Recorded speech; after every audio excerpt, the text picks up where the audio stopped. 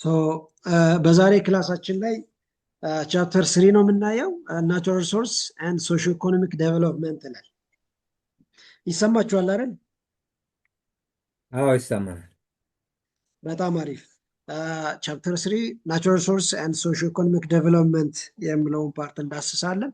በዚህኛውም ዩኒት ላይ በእርግጥ በዋናነት የሚታወቁ ምናልባት የተፈጥሮ ሀብት የሚለውን ነገር ለመዳሰስ እንሞክራለን። በዚህኛውም ፓርት ላይ የምናገኘው ናቹራል ሪሶርስ ማለት ምን ማለት ነው ወይንም የተፈጥሮ ሀብት ብለን የምንጠራቸው ምን ማለት እንደሆነ ለመዳሰስ እንሞክራለን። የመጀመሪያ ሪሶርስ ዩቲላይዜሽን እንደ ኢኮኖሚክ ቤኔፊትስ ይላል። የተፈጥሮ ሀብት አጠቃቀምና የኢኮኖሚ ጥቅም ወይንም የሚሰጠው ጠቀሜታ የሚለውን ነገር ለመዳሰስ እንሞክራለን።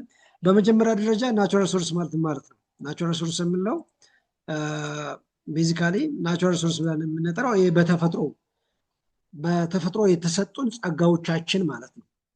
በተፈጥሮ የተሰጡን ጸጋዎቻችንን ብለን የምንጠራቸው ለምሳሌ ውሃ፣ ኮይል፣ አይረን፣ ሳንላይት፣ አቶሞስፌር ወይንም አቶሞስፌሪክ ጋስስ፣ ሶይል፣ የተለያዩ አይነት ሚኔራሎች ይሄ የተፈጥሮ ሀብት ተብሎ ይጠራል።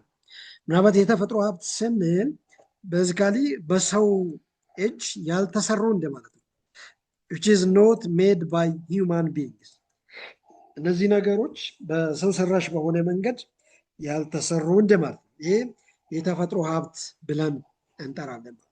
የተፈጥሮ ሀብት ብለን የምንጠራቸው ይሄ በተፈጥሮ የተሰጡን ጸጋዎቻችን ለምሳሌ ውሃ፣ አፈር፣ አየር፣ ፀሐይ፣ የተለያዩ አይነት የአቶሞስፌሪክ ጋስስ ብለን የምንጠራቸው ይሄ የተፈጥሮ ሀብት ተብሎ ይጠራሉ። የተፈጥሮ ሀብትን በተለያየ አይነት ካቴጎሪ ላይ ልንከፍለው እንችላለን። በዋናነት በእናንተ ሌቭል ላይ የምናገኘው የተፈጥሮ ሀብትን በሁለት ከፍለን፣ የመጀመሪያ ሪኒዌብል እና ሁለተኛው ነን ሪኒዌብል ተብሎ ይጠራል። ምን ማለት ናቸው እነዚህ? ሪኒዌብል ብለን የምንጠራቸው ይሄ ታዳሽ የሆኑ የተፈጥሮ ሀብቶቻችን ማለት ነው። ሁለተኛ ደግሞ ነን ሪኒዌብል የምንለው ታዳሽ ያልሆነ ማለት ነው። ምን ማለት ነው ታዳሽ እና ታዳሽ ያልሆነ ማለት? ሪኒዌብል ናቹራል ሪሶርስ የምንለው ይሄ በተፈጥሮ ልክ ስንጠቀም አገልግሎት ሲሰጥ ጥቅም ላይ ሲውሉ የሰው ልጅ ሲጠቀምበት መጠኑ የማይቀንስ የማይጠፋ መጠኑ የማይዋዥቅ እንደማለት ነው ሪኒዌብል ማለት። ኢቭን ቢቀንስ እንኳ መጠኑ ቢቀንስ እንኳ በተፈጥሮ ራሱን መተካት የሚችል የተፈጥሮ ሀብቶቻችንን ይሄ ሪኒዌብል ናቹራል ሪሶርስ ብለን እንጠራለን። ነን ሪኒዌብል የምንለው የዛ ተቃራኒ ማለት ነው። የሪኒዌብል ናቹራል ሪሶርስ ነን ሪኒዌብል ወይንም ታዳሽ ያልሆነ ማለት ነው። ምን ማለት ነው ታዳሽ ያልሆነ? ልክ በአጠቃቀም ሂደት ውስጥ የሰው ልጅ ሲጠቀምበት መጠኑ እየቀነሰ ሲሄድ ያንን መልሰን መተካት የማንችለው ማለት ነው። በሌላ አነጋገር መተካት የምንችላቸውና የማንችላቸው እንደማለት ነው። ይሄ ሪኒዌብል የምንለው መተካት የምንችላቸው፣ ነን ሪኒዌብል ብለን የምንጠራቸው መተካት የማንችላቸው የተፈጥሮ ሀብቶቻችን ማለት ነው። በአጠቃላይ እንደ ኤግዛምፕል እዚህ ጋር እንደምታዩት ሪኒዌብል ናቹራል ሪሶርስስ ለምሳሌ የፀሐይ ብርሃን ሳንላይት፣ ውሃ፣ አፈር፣ ናቹራል ፕላንትስ፣ ኤር ኤንድ ዋይልድ አኒማልስ እነዚህ መተካት የምንችላቸው ወይንም ሊታደሱ ሊመለሱ ራይት የሚችሉ የተፈጥሮ ሀብቶቻችን ማለት ነው። ነን ሪኒዌብል ብለን የምንጠራቸው እዚህ ጋር ናቹራል ጋስስ፣ ኮይል፣ አይረን፣ ኮፐር እንደ ፔትሮሊየም እነዚህ ነን ሪኒዌብል የስ መተካት የማንችላቸው የተፈጥሮ ሀብቶቻችን ናቸው። እዚህ ጋር ምናልባት እንደ አጠቃላይ ነን ሪኒዌብል ብለን የምንጠራቸውን እነዚህ ሚነራል ፓርትስ አብዛኞቹ መተካት የማንችላቸው ናቸው። የስ ሚነራል የተለያዩ አይነት ሚነራልስ ሊኖሩ ይችላሉ በምድራችን ላይ። እነዛ በአጠቃላይ ልክ በአጠቃቀም ሂደት ውስጥ መጠኑ እየቀነሰ ከሄደ ያንን መልሰን በቀላሉ መተካት የማንችላቸው የተፈጥሮ ሀብቶች እንደማለት ነው። እነዚህ ነን ሪኒዌብል ናቹራል ሪሶርስስ ብለን እንጠራለን ማለት ነው። ሞስት ኦፍ ዲስ ነን ሪኒዌብል ናቹራል ሪሶርስ ካኖት ቢ ሪሳይክልድ። ምን ማለት ነው? ይሄ ነን ሪኒዌብል ናቹራል ሪሶርስ ብለን የምንጠራቸው በቀላሉ ሪሳይክል የማይሆኑ የስ መተካት የማንችላቸው እንደማለት ነው። ኢት ኢዝ ኢምፖርታንት ቱ ኮንዘርቭ ዚስ ናቹራል ሪሶርስስ። ስለዚህ እነዚህን መተካት የማንችላቸውን የተፈጥሮ ሀብቶቻችንን በጣም በጥንቃቄ መንከባከብ ያስፈልጋል ማለት ነው። ለምሳሌ ወርቅ፣ ናቹራል ጋስስ፣ ፔትሮሊየም፣ ኮፐር፣ አይረን፣ ኮይል እነዚህ ልክ እየተጠቀምን በጣም በከፍተኛ መጠን እያወጣን ስንሄድ መጠኑ ከቀነሰ በቀላሉ የማይተኩ ወይንም ሪሳይክል የማይደረጉ የተፈጥሮ ሀብቶቻችን ናቸው ማለት ነው። በአጠቃላይ ናቹራል ሪሶርስ ክላሲፊኬሽን በእነዚህ በሁለት ልንመድባቸው እንችላለን ማለት ነው። ሪኒዌብል ኤንድ ነን ሪኒዌብል ብለን ማለት ነው።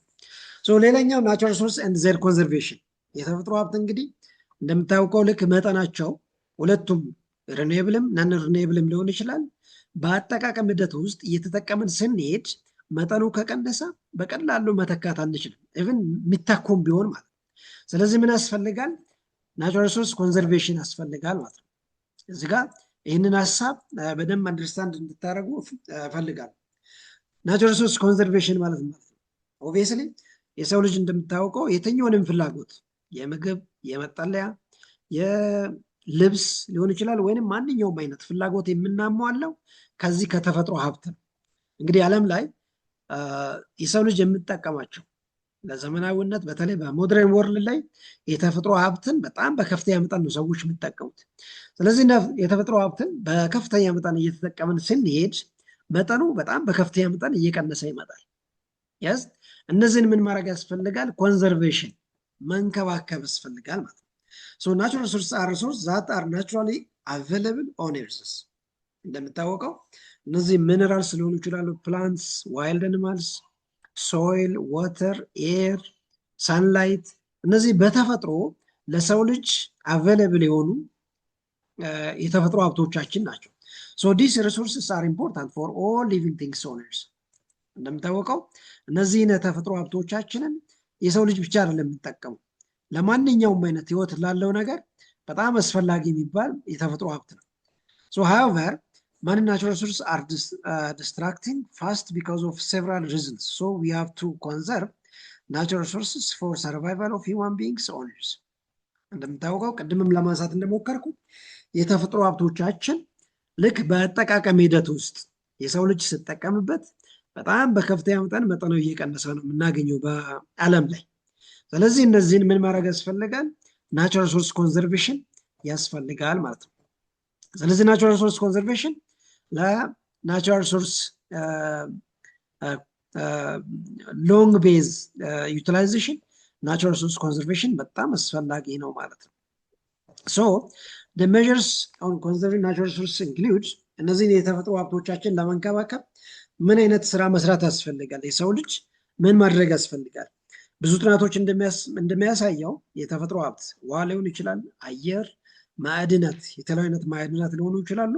መጠኑ በጣም በከፍተኛ መጠን ኢቨን ኤር ኳሊቲ ምናልባት በተለይ እንደኛ በማደግ ላይ ያሉ ሀገራት እንኳ ባይሆን እንኳ ባደጉ ሀገራት ላይ የአየር ብክለት ብለን የምናነሳቸው ሀሳቦች አሉ። የውሃ ብክለት፣ የአየር ብክለት፣ የአፈር ብክለት ብለን የምናነሳቸው አሉ። በአጠቃላይ እነዚህ ነገሮች ናቹራል ሪሶርስ ዲስትራክሽን ያስከትላል። ስለዚህ ያ እንዳይሆን ምን ማድረግ ያስፈልጋል? ናቹራል ሪሶርስ ኮንዘርቬሽን ያስፈልጋል። እነዛ ሜካኒዝምስ ምንድን ናቸው? ለምሳሌ ዩዝ ኦፍ ኦልተርናቲቭ ሶርስ ኦፍ ኤነርጂ ላይክ ሶላር ኤንድ ዊንድ ኤነርጂስ ፎር ኤግዛምፕል። ድምፅ ማን ጋር እንደሆነ ድምፅ ይሰማል። ድምፅ ሚውት አድርጉ። ለምሳሌ ለኢነርጂ የምንጠቀማቸው በተለይ የተለያዩ አይነት ማዕድናት ከሆኑ አማራጭ የኢነርጂ ሶርሶችን መጠቀም ያስፈልጋል። ለምሳሌ ሶላር ኤነርጂ ወይንም ዊንድ ኤነርጂ የሚባሉትን እንደ አማራጭ ለመጠቀም መሞከር። ዓለም ላይ እንግዲህ በተለይ ባደጉ ሀገራት ላይ የኢነርጂ ሶርሳቸው በተለይ ማዕድናት ናቸው።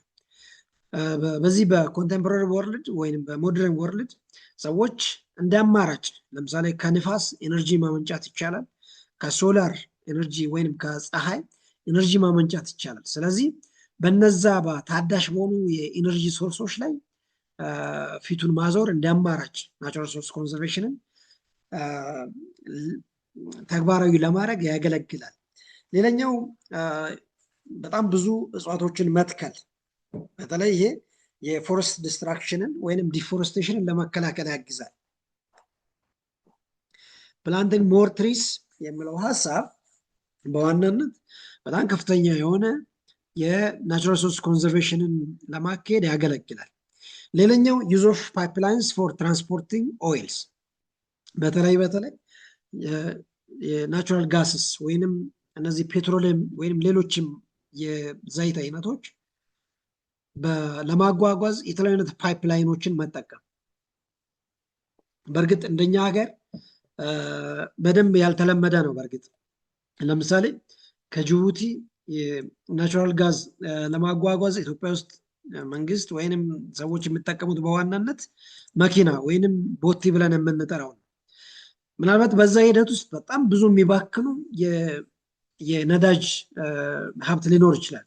እነዛን ለመከላከል ምን መጠቀም ያስፈልጋል? የተለያዩ አይነት ፓይፕላይን ወይንም የተለያዩ አይነት ቱቦችን መጠቀም፣ ቀጥታ ከዛ ከሶርሱ አንስቶ እስከ ሰንተር ድረስ ለማድረስ የተለያዩ አይነት ፓይፕላይኖችን መጠቀም እንደ አማራጭ ምናልባት ብክነትን ለመቀነስ ያገለግላል ተብሎ ይወሰዳል። ሌላኛው ትሪት ኤንድ ሪሳይክል ኢንዱስትሪያል ሲዌጅስ ኤንድ ዌስትስ፣ በተለይ በፋብሪካዎች አካባቢ ላይ የምንጠቀማቸው የተለያዩ አይነት ናቹራል ሪሶርስ ሪሳይክል ማድረግ፣ ለምሳሌ ውሃን የመሳሰሉ የተፈጥሮ ሀብትን ሪሳይክል ለማድረግ መሞከር። እነዚህ ምናልባትም የተፈጥሮ ሀብትን ከብክነት ለመታደግ የሚያገለግሉ ሜዥርስ ተብሎ የሚወሰዱ ናቸው። ሌላኛው ኮንስትራክሽን ኦፍ ዋተር ሪዘርቫይርስ፣ ምናልባት በተለያዩ ዓለማት ላይ በጣም የተለመደ ነው። ለምሳሌ የውሃ ግድቦችን መገንባት፣ በተለይ የዝናብ ውሃዎችን ሰብስቦ ለመጠቀም የተለያዩ አይነት ግድቦችን መገንባት እንደ አማራጭ የውሃ ሀብትን ለመከላከል ወይንም ለመንከባከብ የሚያገለግል ሜዥርስ ናቸው ማለት ነው። በአጠቃላይ እነዚህ ምናልባትም የተፈጥሮ ሀብትን ለምሳሌ የተፈጥሮ ሀብት ብለን የምንጠራቸው ለምሳሌ ውሃ፣ ደን፣ የተለያዩ አይነት ማዕድናት ሊሆኑ ይችላሉ። እነዛን ለመንከባከብ የምንወስዳቸው እርምጃዎች ናቸው ማለት ነው። ይሰማችኋል? Yes. ኦልራይት። ሌላኛው ኢኮኖሚክ ቤኔፊትስ ኦፍ ናቹራል ሪሶርስ፣ እንደሚታወቀው ማንኛውም አይነት የኢኮኖሚ ጥቅም የሚመነጨው ከዚህ ከተፈጥሮ ሀብት አጠቃቀም ነው። ቅድም እንግዲህ የተፈጥሮ ሀብት ብለን ያነሳናቸው የተለያዩ ማዕድናት ሊሆኑ ይችላሉ፣ ውሃ ሊሆን ይችላል። እነዛን በኢኮኖሚ ላይን ውስጥ አስገብተን ስንጠቀም ይሄ ኢኮኖሚክ ቤኔፊትስ ኦፍ ናቹራል ሪሶርስ ተብሎ ይጠራል። ለምሳሌ ውሃን ለብዙ አይነት አገልግሎት ልንጠቀም እንችላለን። ውሃ በጣም ብዙ ወይም ማልቲ ፐርፐዝ አገልግሎት ያለው የተፈጥሮ ሀብት ነው። ውሃን ራሱ መሸጥ እንችላለን። ውሃን ፋብሪካ ውስጥ መጠቀም እንችላለን። ውሃ ለቤት መጠቀም እንችላለን። ውሃን ለኤሌክትሪክ ለማመንጨት እንጠቀማለን። ውሃን ለመስኖ መጠቀም እንችላለን። በጣም ብዙ አይነት አገልግሎት የሚሰጥ ነው የውሃ ሀብት። ልክ እንደዛም የተለያዩ አይነት የተፈጥሮ ሀብቶቻችንን ስንጠቀም የምናገኘው ጥቅም ኢኮኖሚክ ቤኔፊትስ ኦፍ ናቹራል ሪሶርስ ተብሎ ይጠራል። ማንኛውም አይነት ኦልሞስት ኤቭሪቲንግ ዳት ሂውማን ዩቲላይዝ ኦን ዴይሊ ቤዚስ ካምስ ፍሮም ናቹራል ሪሶርስስ። ቅድም ለማንሳት እንደሞከርኩት ማንኛውም አይነት ጥቅም እንግዲህ የሰው ልጅ ኢኮኖሚክ ቤኔፊትን ማክሲማይዝ ለማድረግ ናቹራል ሪሶርስ ስንጠቀም ወይንም ፍላጎት ለማሟላት የምንጠቀመው የተፈጥሮ ሀብት ነው። ራይት? በየቀኑ በሰው ልጅ ታሪክ ሁሉንም ፍላጎት የምናሟላው ከዚህ ከተፈጥሮ ሀብት ነው። ናቹራል ሪሶርስ አር ኢምፖርታንት ፎር ሜንቴን ደ ኦቨርኦል ኢንቫይሮንመንታል ባላንስስ ኤንድ ሳቲስፋይ ዴር ኒድስ። ራይት? ፎር ኤግዛምፕል ኮይል ኤንድ አይረን አር ሪኳየርድ ፎር ደ ግሮዝ ኤንድ ዴቨሎፕመንት ኦፍ ደ አይረን ኤንድ ስቲል ኢንዱስትሪስ።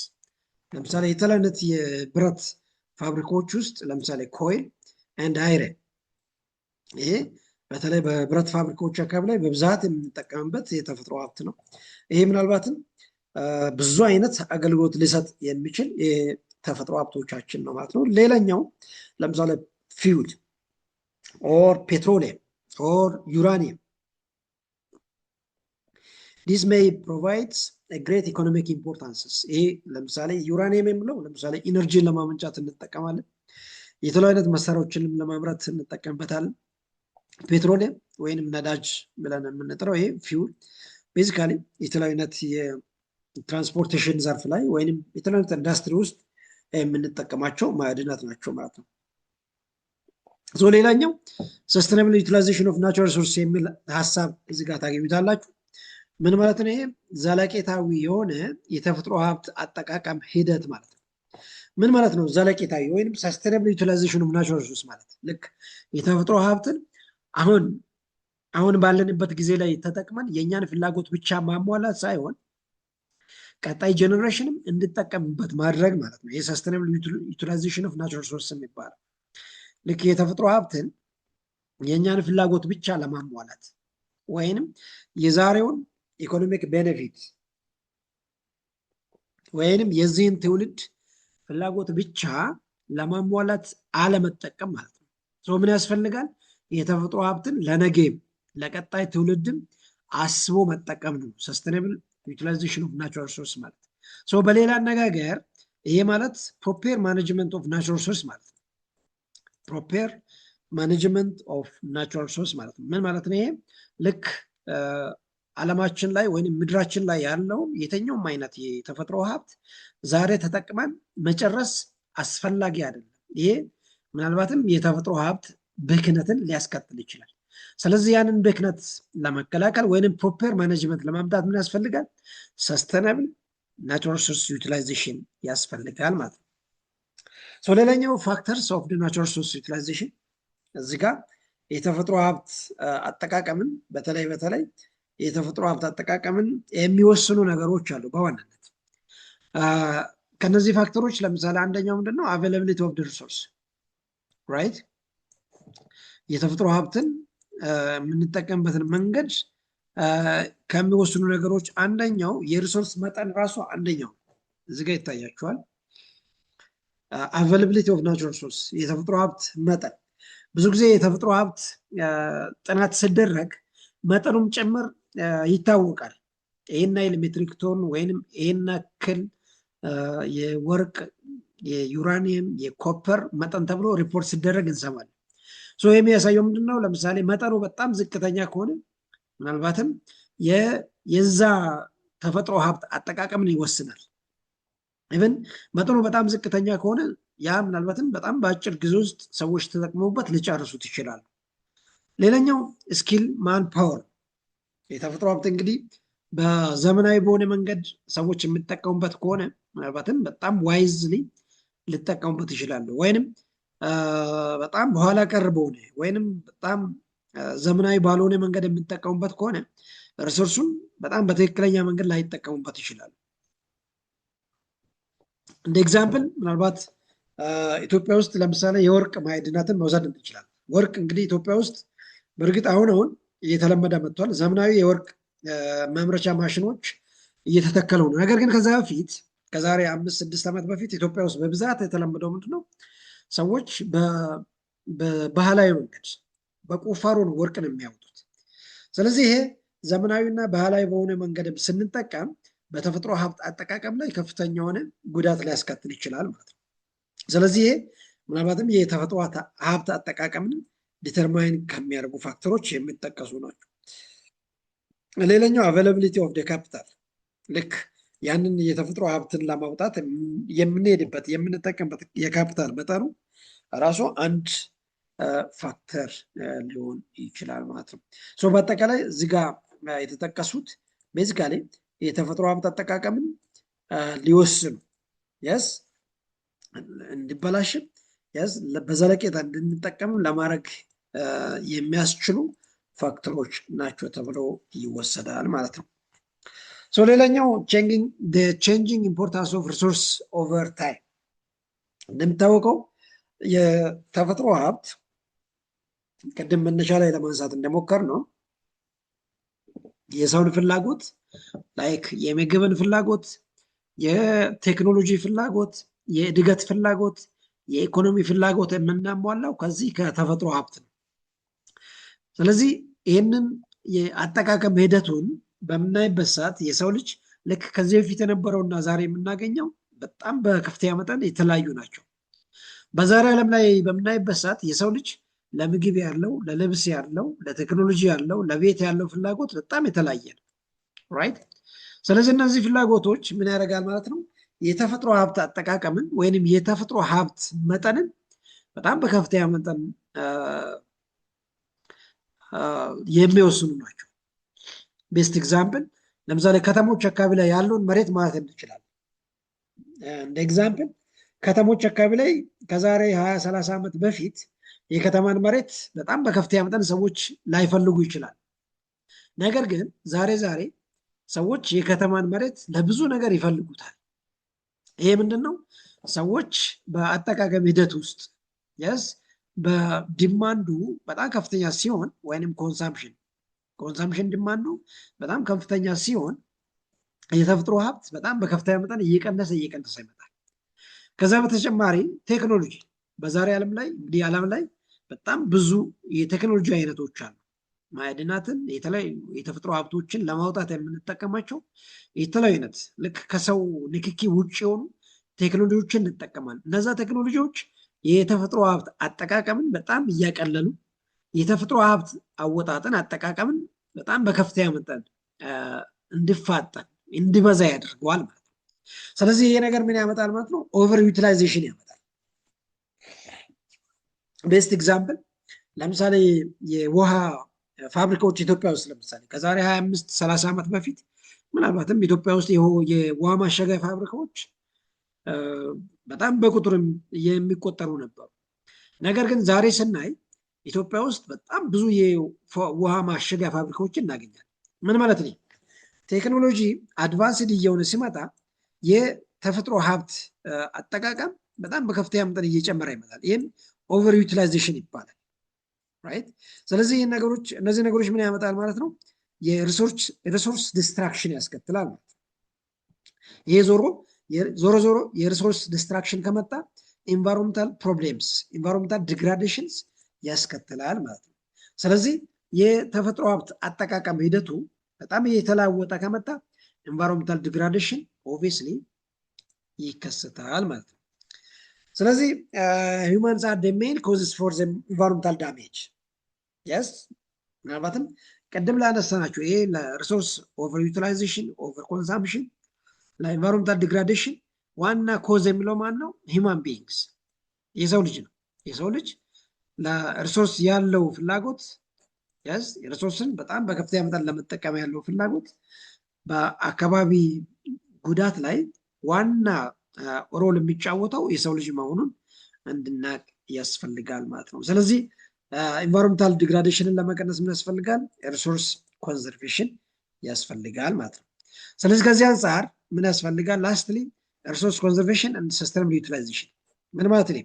ሪሶርስ ኮንዘርቬሽን የምለው የተፈጥሮ ሀብቶቻችን መንከባከብ፣ የሶይል ኮንዘርቬሽን፣ ዋተር ኮንዘርቬሽን፣ ዋይልድ ላይፍ ኮንዘርቬሽን ራይት፣ የፎረስት ኮንዘርቬሽን። እነዚህ ነገሮችን ኮንዘርቭ ስናደርግ ምን ይመጣል? ሰስቴናብል ዩቲላይዜሽን ይመጣል ማለት ነው። ሰስቴናብል ዩቲላይዜሽን ቅድም መነሻ ላይ ለማንሳት ሞክረናል። ይሄ በዘላቂታዊ የሆነ የተፈጥሮ ሀብት አጠቃቀም ዘዴ ማለት ነው። ምናልባት ዓለም ላይ ምናልባት በተለያዩ አይነት ነገሮች ሚዲያ የምትከታተሉ ካላችሁ ልታውቁ ትችላላችሁ። ኤስዲጂ ይባላል፣ ሰስቴናብል ዴቨሎፕመንት ጎልስ የሚባል ጎል አለ በዩናይትድ ኔሽንስ ዲዛይን የተደረገ በ2030 እና በአፍሪካ በ2063 ተብሎ ዲዛይን የተደረጉ የዴቨሎፕመንት ጎልስ አሉ። እዛ ውስጥ አንደኛው የኤስዲጂ ዴቨሎፕመንት ጎል ነው። ምን ማለት ነው? የተፈጥሮ ሀብቶቻችንን በዘለቄታ ለመጠቀም መሞከር። ለምሳሌ አንድ ገበሬ ወይንም አንድ ማህበረሰብ መሬትን ለራሱ ብቻ ተጠቅሞ መሬቱ እንዳይጠቅም አድርጎ ማለፍ አይደለም። መሬቱን ለምነቱን ጠብቆ እያቆየ ለረጅም ዓመታት ሰዎች እንዲጠቀሙበት ማድረግ ማለት ነው። ይሄ የሰስቴናብል ዩቲላይዜሽን ሪሶርስ ተብሎ ይወሰዳል ማለት ነው። ኮንዘርቬሽን ኢዝ ክሩሻል which is very important for the sustainable use of natural resources. ኮንዘርቬሽን የምለው ምንድን ነው? ልክ የአፈር ለምነትን መጠበቅ፣ የአፈር ለምሳሌ በጎርፍ እንዳይወሰድ መጠበቅ፣ ውሃውን ያለ አግባብ ካለመጠቀም መጠንቀቅ፣ ደኖችን ከመጨፍጨፍ መቆጠብ። ይሄ ምናልባትም የተፈጥሮ ሀብት ኮንዘርቬሽን ተብሎ ይወሰዳል። ስለዚህ እነዚህ ነገሮችን በምናደርግበት ሰዓት ምን ይመጣል ማለት ነው? ሰስቴናብል ናቹራል ሪሶርስ ዩቲላይዜሽን ይመጣል ማለት ነው። ስለዚህ sustainable use of resource means that the use of resource that doesn't lead to the long term degradation. sustainable resource utilization ማለት ልክ የተፈጥሮ ሀብቶቻችን ለረጅም ጊዜ እየተጠቀምን ለረጅም ዓመታት አገልግሎት እንዲሰጡ መንከባከብ ማለት ነው። ይህ ሰስተነብል ዩዝ ኦፍ ናቹራል ሪሶርስ የሚባለው እሱ ዳት ሚንስ የተፈጥሮ ሀብቶቻችን ዲግሬድ እንዳይሆን ወይንም እንዳይባክኑ የምናደርግበት ሂደት ማለት ነው። ይሄ የሰስተነብል ናቹራል ሪሶርስ ዩቲላይዜሽን በመባል ይታወቃል ማለት ነው። ከነዛም ውስጥ ለምሳሌ ሶይል ኮንዘርቬሽን አለ፣ ወተር ኮንዘርቬሽን፣ የፎረስት ኮንዘርቬሽን እና የዋይልድ አኒማልስ ኮንዘርቬሽን እንይበት እስቲ። ምናልባት በኢትዮጵያ አብዛኞቻችን እናውቃለን። በእርግጥ የአፈር እንክብካቤ ስራዎች ወይንም የአፈርና ውሃ ጥበቃ ስራዎች ተብሎ ይጠራል። በእርግጥ ምናልባት የከተማ ልጆች ብዙ ላታውቁ ትችላላችሁ። አሁን በሀገር አቀፍ ደረጃ ላይ ወይንም መረጃ ካላችሁ አሁን በዚህ ጃንዋሪ እና ፌብሩዋሪ ሙሉ የሚሰራ የአፈርና ውሃ ጥበቃ ስራዎች አሉ። ይሰማችኋል አይደል? አዎ ቲቸር ይሰማል። ምናልባት የኢትዮጵያን መረጃ አልፎ አልፎ ልሰሙ ትችላላችሁ። ልክ አሁን ከዚህ ወር ጀምሮ በጥርና የካቲት ላይ በሀገር አቀፍ የሚሰራ ስራ አለ። በተለይ በገጠሩ ኢትዮጵያ ክፍል ላይ ምን ማለት ነው? ይሄ የአፈርና ውሃ ጥበቃ በመባል ይታወቃል። ሶይል ኮንዘርቬሽን ኢዝ ሴት ኦፍ ቴክኒክስ ኤንድ ፕራክቲስ ዊች ኢንቮልቭስ the protection of soil from erosion and soil degradation so as to maintain soil fertility and productivity። እዚህ ጋር እንግዲህ የሶይል ኮንዘርቬሽን የሚለው ሀሳብ ምንድን ነው? አፈርን ከጎርፍ እና የአፈር ምርታማነትን የሚቀንሱ ነገሮችን መጠበቅ ማለት ነው። ይሄ ሶይል ኮንዘርቬሽን ብለን የምንጠራው። ቤዚካሊ እዚህ ጋር እንደምታዩት በጣም ብዙ አይነት ቴክኒኮች አሉ። አሁን እናነሳቸዋለን። የአፈር ጥበቃ ስራዎች ለምንድን የሚያገለግለው? የአፈር ለምነትን የመጀመሪያ የአፈር ለምነትን መጠበቅ ነው። ከዛ በኋላ አፈሩ ለም ከሆነ የአፈር ምርታማነትን ማስጠበቅ። የሶይል ኮንዘርቬሽን ዋና ተግባሩ እሱ። ይሄ ሶይል ኮንዘርቬሽን የሚለው ሀሳብ ምንድን ነው? የአፈር ጥበቃ ስራ ወይም የእርከን ስራ ማለት ነው። ይሄ ለምንድን የሚያገለግለው? የአፈርን ለምነት ይጠብቃል። አንደኛው ወይም የመጀመሪያ አፈር በጎርፍ እንዳይወሰድ ስናደርግበት አፈሩ ለም ሆኖ ለረጅም ጊዜ እንዲያገለግል ያደርጋል። ያ አፈሩ ለም እንዲሆን ካደረግነው በኋላ ምን ያደርጋል ማለት ነው? አፈሩ በጣም ምርታማ ይሆናል ማለት ነው። ፕሮዳክቲቭ ይሆናል። እዚህ ጋር ምናልባትም ብዙ አይነት የሶይል ኮንዘርቬሽን ቴክኒኮች አሉ። ቴሬሲንግ የምለው የእርከን ስራ ማለት ነው።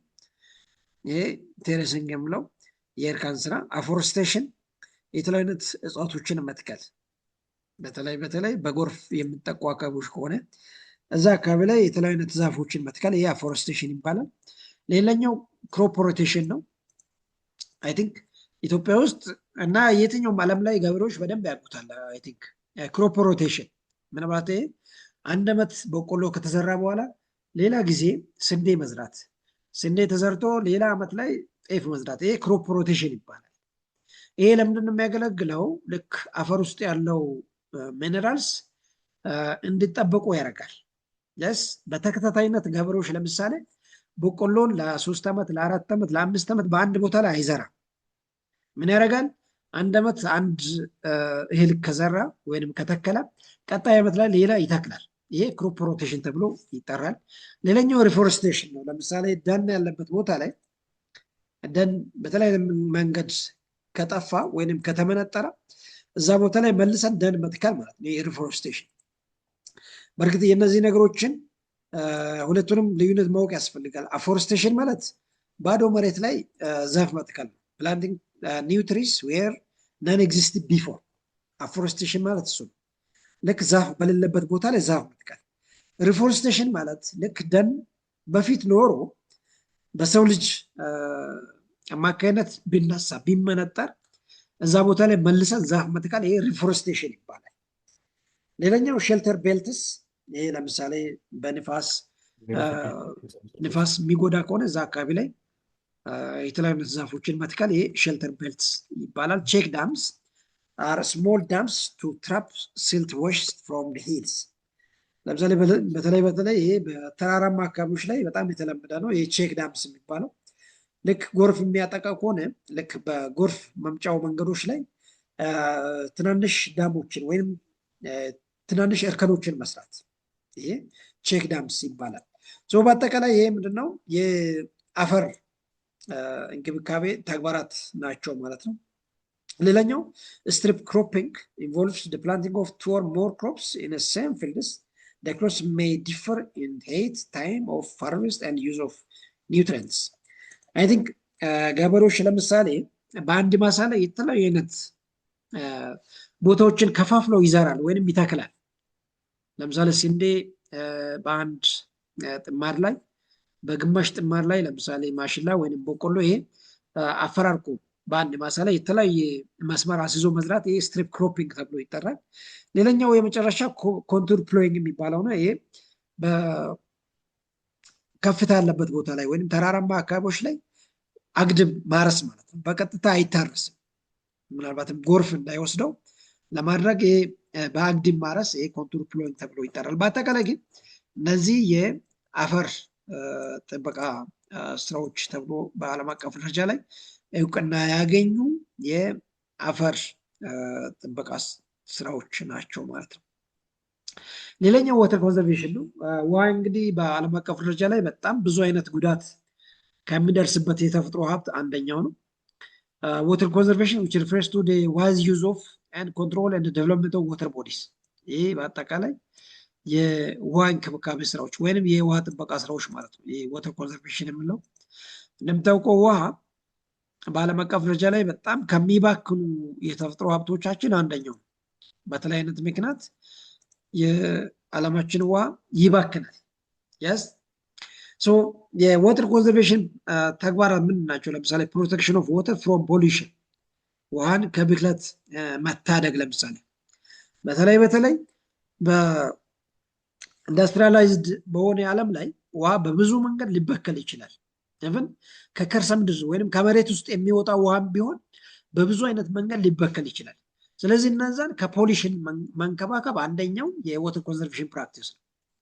ሌላኛው ራሽናል ዩዝ ኦፍ ግራውንድ ዋተር፣ ያስ ምክንያታዊ በሆነ መንገድ የከርሰ ምድር ውሃዎችን መጠቀም። ብዙ ጊዜ ውሃውን ካወጡ በኋላ ሰዎች አለገባብ በሆነ መንገድ ወይንም በጣም ከመጠን በላይ ለመጠቀም ይሞክራሉ። ይሄ ምናልባትም የውሃውን ብክለት ከሚያስከትሉ ነገሮች አንደኛ ነው። ስለዚህ ለዛ ምን ያስፈልጋል? ራሽናል ዩዝ ኦፍ ግራውንድ ዋተር ያስፈልጋል። ምክንያታዊ በሆነ መንገድ ውሃውን መጠቀም አንዱ የዋተር ኮንዘርቬሽን ፕራክቲስ ነው ማለት ነው። Renovation of the traditional water harvesting methods. Traditional water harvesting methods have been able to meet the demand of the drinking water. Water stored in traditional methods has been used for both purpose, agricultural as well as for drinking purpose. This method should be renovated to conserve more water for the modern world. ምናልባት ይሄ በጣም የተለመደ ወይም ትራዲሽናል የሆነ የውሃ አጠቃቀም ዘዴዎችን አለመከተል ምን ማለት ነው?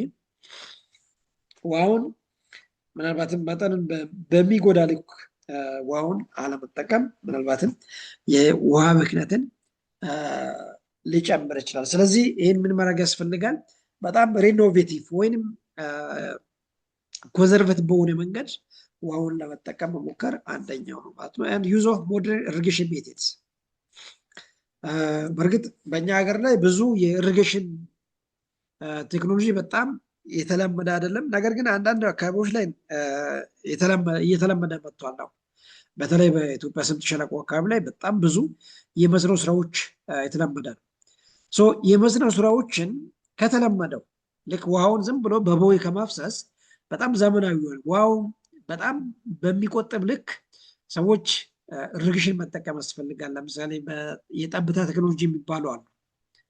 በእንደዚህ አይነት ዘመናዊ የሆነ የኢሪጌሽን ስራዎችን መጠቀም ምናልባትም የዋተር ኮንዘርቬሽን ፕራክቲስን ፕሮሞት የሚያደርጉ ናቸው ማለት ነው።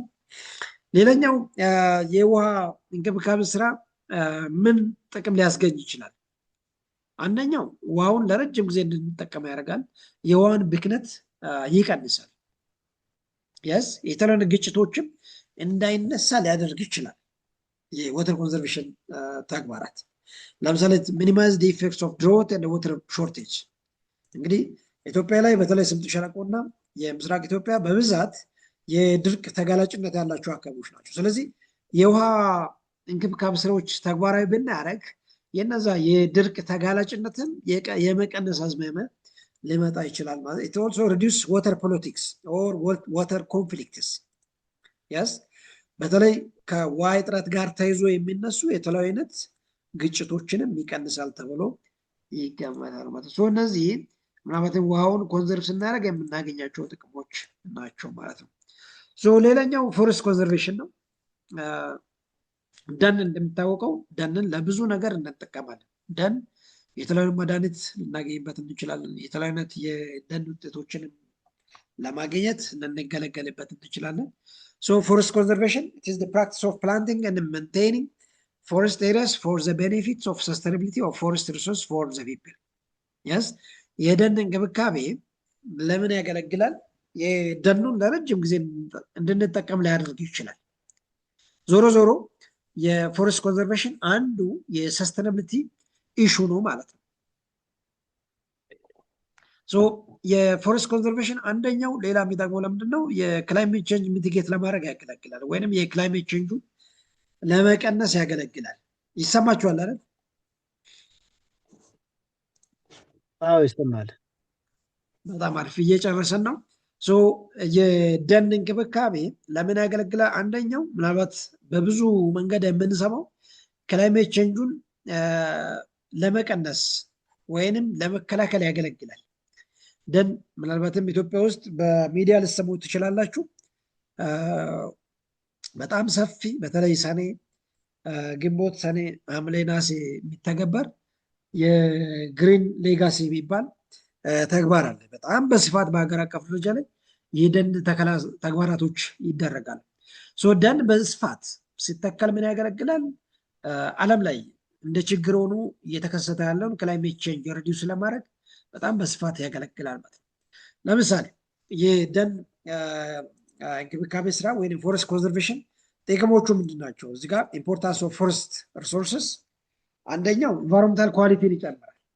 yes ለምሳሌ ደን የሌለበት አካባቢ እና ደን ያለበት አካባቢ ኢንቫይሮንመንታል ኳሊቲ አንድ አይነት አይደለም። ስለዚህ ደን በስፋት ስንንከባከብ፣ በስፋት ስናሳድገው ኢንቫይሮንመንታል ኳሊቲን ይጨምራል። ሌላኛው ሜንቴኒንግ ኢኮሎጂካል ባላንስ፣ የአካባቢውን ባላንስ በጣም በከፍተኛ መጠን ይጨምራል። ለምሳሌ ደን የሌለበት አካባቢ ላይ የውሃ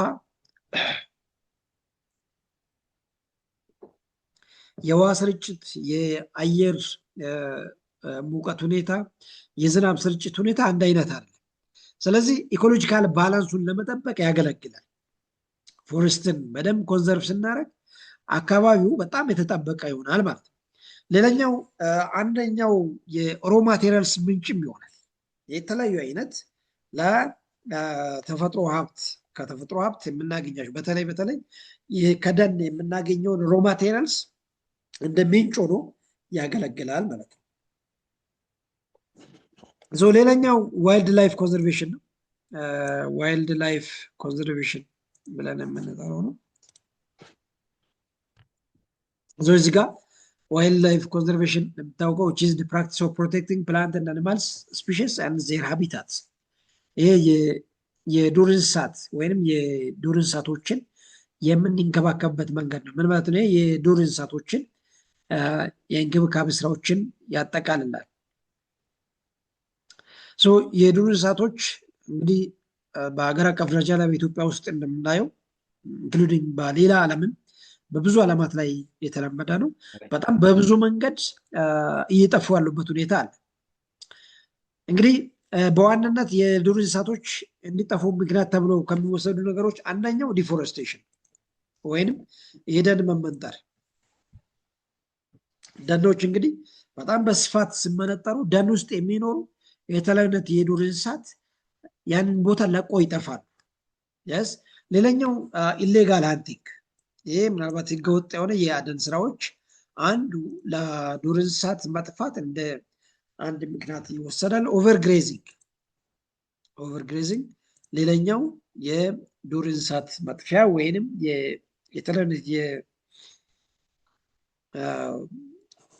ፕላንት ስፒሺስ እንዲጠፋ ምክንያት ከሚባሉ ነገሮች አንደኛው ነው። ሌላኛው ባርኒንግ ኦፍ ፎረስትስ ኤንድ ድሮት ኤንድ ፋሚን፣ ሌሎች ምክንያቶች ተደርጎ ይወሰዳሉ ማለት ነው። እነዚህን የዱር እንስሳቶች እንዳይጠፉ ምን አይነት መንገድ መከተል ያስፈልጋል? እነዚህንም እዚህ ጋር ታገኙታላችሁ። ኤዱኬቲንግ ደ ፒፕልስ አባውት ዋይልድ ላይፍ ኤንድ ኢኮሎጂካል ኮንዘርቬሽን። የመጀመሪያ ሰዎች የዱር እንስሳትን አላግባብ ወይንም ህገወጥ በሆነ መንገድ አደን እንዳያካሄዱ ትምህርት መስጠት። ሰዎች ህገወጥ አደን ወይንም አድኖ መግደልን ሰዎች እንዲተው ትምህርት መስጠት። ቢካውዝ ከዱር እንስሳት የምናገኛቸው የተለያዩ አይነት ጥቅሞች አሉ። ያንን ጥቅም ለማስጠበቅ ሰዎች የዱር እንስሳትን አላስፈላጊ በሆነ መንገድ እንዳይገደሉ ወይንም እንዳያባሩ መከላከል አንዱ የዋይልድ ላይፍ ኮንዘርቬሽን ሜካኒዝም። ሌላኛው ስታብሊሽንግ ናሽናል ፓርክስ። በሀገር አቀፍ ደረጃ ላይ እንግዲህ የተለያዩ አይነት ፓርኮችን እያቋቋሙ እዛ ላይ የዱር እንስሳት እንዲገኙ ወይንም እንዲኖሩ ማድረግ። ኢትዮጵያ ላይ እንግዲህ እንደሚታወቁ የተለያዩ አይነት ናሽናል ፓርኮች አሉ። ከነጭ ሳር ፓርክ፣ አዋሽ ፓርክ ጋምቤላ ውስጥ፣ በደቡብ ምዕራብ ኢትዮጵያ አካባቢ ላይ፣ ሶማሊያ አካባቢ ላይ፣ ኦሮሚያ ክልል ሰሜን ማውንቴንስ። ልክ እንደዚህ አይነት የተለያዩ አይነት ብሔራዊ ፓርኮችን እያቋቋሙ በነዛ ፓርኮች ውስጥ የዱር እንስሳት እንዲኖሩ ማድረግ አንዱ የዱር እንስሳት የምንንከባከብበት መንገድ ነው ማለት ነው። ሌላኛው ኮንዘርቬሽን፣ በተለይ ሊጠፉ የተቃረቡ የተለያዩ አይነት የዱር እንስሳቶችን እንክብካቤ ማድረግ። ኢትዮጵያ ውስጥ ለምሳሌ ዋሊያ በጣም በትንሽ ቁጥር ነው የምናገኘው። እነዛ ነገሮች እንዳይጠፉ ለማድረግ ምን ያስፈልጋል? የተለያዩ አይነት የእንክብካቤ ስራዎች ማድረግ ይጠበቃል ማለት ነው። ሌላኛው ኮንዘርቬሽን ኦፍ አንዋይዝ ዩዝ ኦፍ ናቹራል ሪሶርስስ ኮንሲኩዌንስስ ኦፍ አንዋይዝ ዩዝ ኦፍ ናቹራል ሪሶርስስ። እንግዲህ በአጠቃላይ ወይም በጥቅሉ የተፈጥሮ ሀብቶቻችንን ያላገባብ ስንጠቀምበት ምን ሊከሰት ይችላል? ኮንሲኩዌንስስ የሚለው እሱ ነው።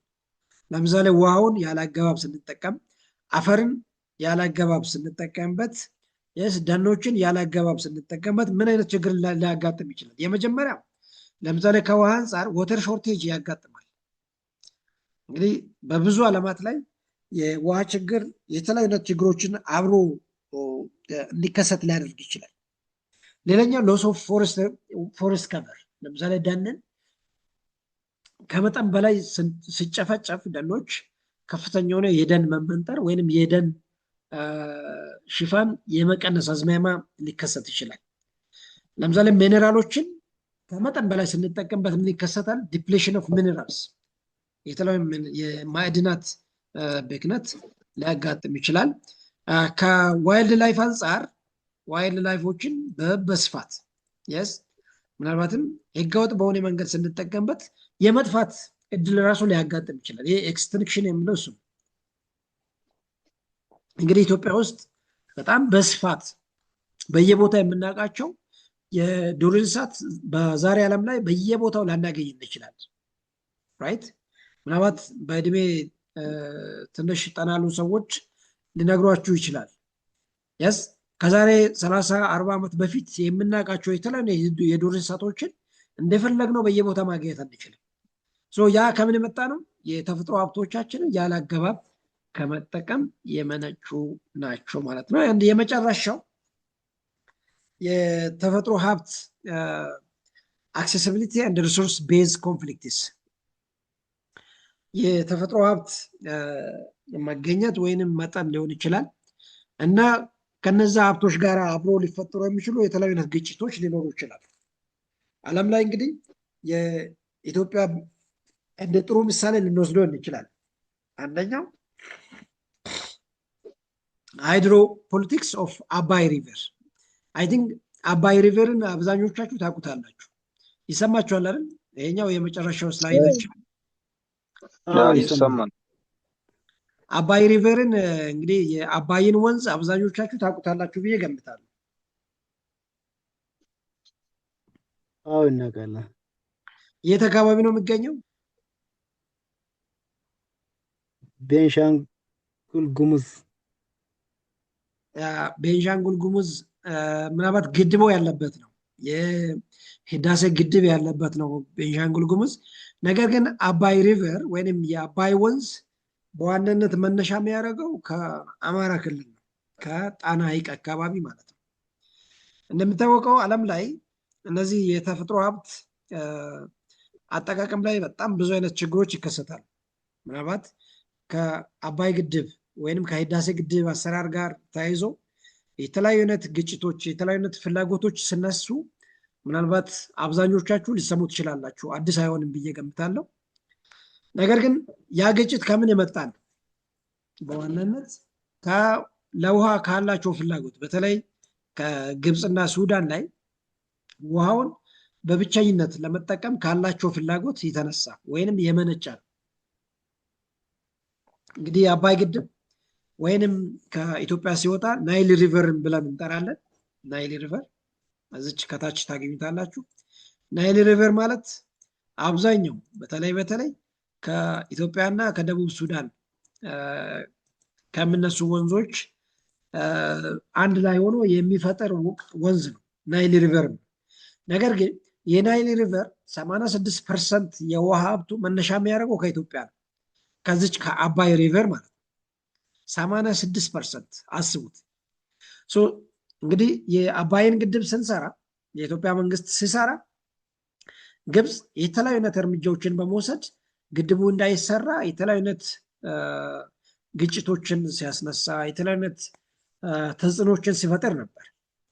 ስለዚህ ይሄ ምናልባትም በሪሶርስ ኮንፍሊክት ላይ በዓለም ላይ ካሉ ነገሮች አንደኛው ምሳሌ ነው። ዋናው ግጭት መነሻ የሚያደርገው ለምንድን ነው?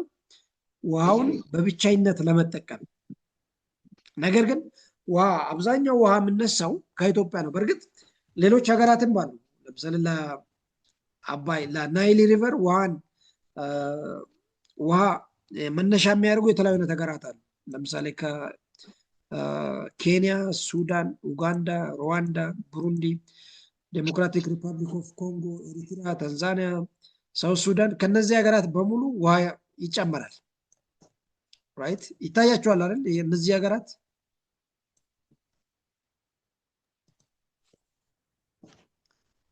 ይታያል። ዩሲ ኬንያ፣ ሱዳን፣ ኡጋንዳ፣ ሩዋንዳ፣ ቡሩንዲ፣ ዴሞክራቲክ ሪፐብሊክ ኦፍ ኮንጎ፣ ኤሪትሪያ፣ ታንዛኒያ፣ ሳውት ሱዳን ከነዚህ ሀገራት በሙሉ የተለያዩ አይነት ወንዞች በናይል ሪቨር ላይ ይጨመራል። ነገር ግን ከነዛ ውስጥ ግብፅ ምንም አይነት ውሃ በዚህ በአባይ ወንዝ ላይ ወይንም በናይል ሪቨር ላይ ምንም አይነት የውሃ ኮንትሪቢሽን የላትም። ነገር ግን ዛሬ ውሃውን በበላይነት ለመቆጣጠር ጥያቄ የምታነሳው ማናት? ግብፅ ናት። ራይት ከዚህ በፊት ግብፅ በብቸኝነት የናይል ሪቨርን ስትጠቀምበት ነበር። ነገር ግን ሱዳን ትንሽ ፐርሰንት ትጠቀማለች። ሱዳን የተወሰነች ፐርሰንትን ትጠቀማለች። ነገር ግን አብዛኛውን የምትጠቀሙ ማናት? ግብፅ ናት።